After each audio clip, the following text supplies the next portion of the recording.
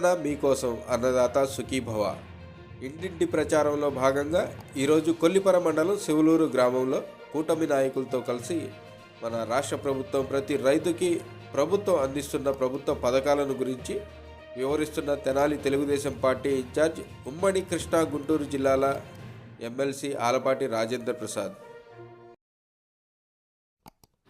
సకాలంలో అన్ని రకాలైనటువంటి సదుపాయాలను మీకు కలగజేయాలి.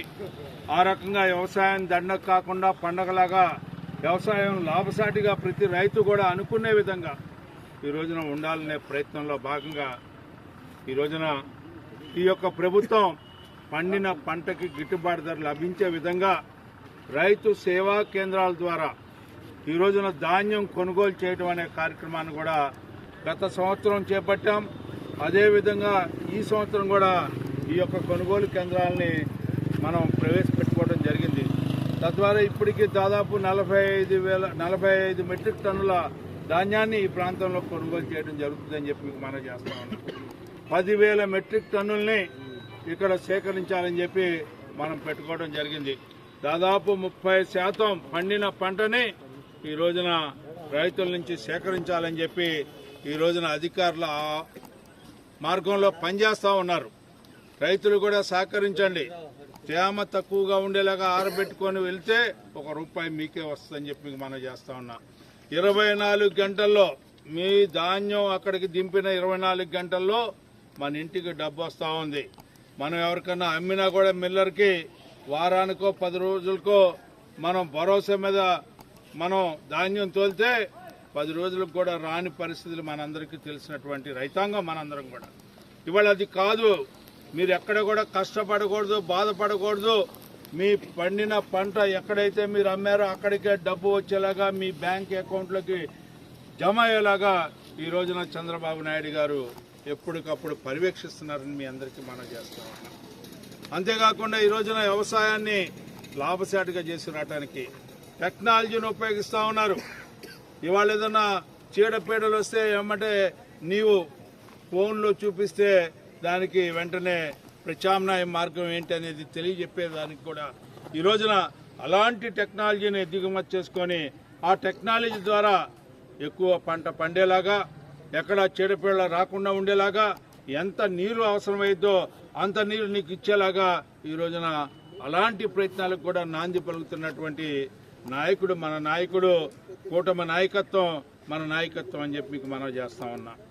దీంట్లోనే భాగంగా మరి ఈ రోజున మీ అందరికీ తెలుసు, మన పిల్లలు ఈ రోజున వ్యవసాయం చేసుకున్నా కూడా ఉద్యోగస్తుడి కంటే బాగా మనకి డబ్బు వస్తుందనే భావం కలిగేలాగా వ్యవసాయాన్ని తీర్చిదిద్దాలని ప్రత్యామ్నాయ పంటలు కూడా ఒకవేళ ధాన్యం కాకుండా ఇంకా వేరే పంటలు వేసుకుంటే ఏదైనా సరే అధిక దిగుబడి వచ్చి ఆదాయం బాగా వచ్చేలాగా ఏదైనా ఉంటుందనే ప్రయత్నానికి కూడా ప్రత్యామ్నాయ పంటలు కూడా ఏ భూమికి ఏది అవసరమో అది కూడా గుర్తించి ఆ రకంగా పంటలు పండించే కార్యక్రమాన్ని కూడా మనం చేస్తా ఉన్నాం.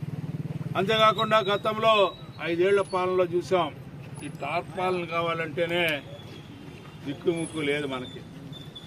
రైతు భరోసా కేంద్రాలను పెట్టారు. అందులోకి ఎవరు ఏ రకంగా ఉంటారో, ఎవరిని అడగాలో, ఏం చేయాలో కూడా తెలియదు. ఒక స్ప్రేయర్ కావాలంటే మనకు తెలియదు, ఒక రొటావేటర్ కావాలంటే మనం చూడలా, ఒక హార్వెస్టర్ మిషన్ కావాలంటే మనం చూడలా.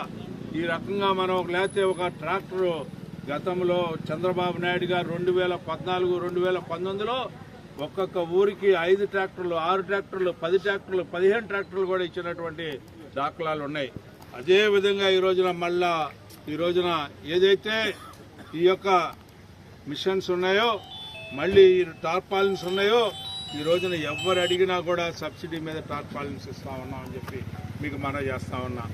ఆ రకంగా రైతుకి ఏది అవసరమైతే ఈ రోజున పనిముట్లు ఏ అయితే ఆ పనిముట్ల ద్వారా వ్యవసాయాన్ని లాభసాటి చేసుకునే పనిముట్లు ఏవైతే ఉన్నాయో వాటిని మీకు అందరికీ అందించడానికి ఈ రోజున ఈ ప్రభుత్వం సిద్ధంగా ఉందని చెప్పి మీకు మనం చేస్తా ఉన్నా. అంతేకాదు ఎప్పుడు మట్టి బిసుకోవటమేనా, మన బిడ్డలు చదువుకున్నారు, ఆ చదువుకున్న బిడ్డలకి ఉద్యోగాలు వస్తాయంటే ఈ రోజున ఎన్నికల మేనిఫెస్టోలో ఎన్నికలకి వచ్చే ముందు చెప్పాం 20 లక్షల ఉద్యోగాలు ఇస్తామని చెప్పి. ఇవాళ 20 లక్షలు కాదు, 20 లక్షల కంటే ఎక్కువ ఉద్యోగాలని కల్పించేదానికి పరిశ్రమలు తీసుకొస్తా ఉన్నాడు చంద్రబాబు నాయుడు గారు. ఆ రకంగా ఈ రోజున పరిశ్రమలు తరలి వస్తా ఉన్నాయి. ఈ రోజున 20 లక్షలే కాదు 30 లక్షల ఉద్యోగాలు కూడా రావడానికి అవసరం ఉంది అని చెప్పి మీకు మనవి చేస్తూ ఉన్నాం. వ్యవసాయాన్ని పండగ చేస్తూ ఉన్నాం. ఈ రోజున మన బిడ్డలు చదువుకుంటే వాళ్ళకి ఉద్యోగాలు వచ్చేలాగా చేయడానికి సిద్ధంగా ఉంది ఈ ప్రభుత్వం.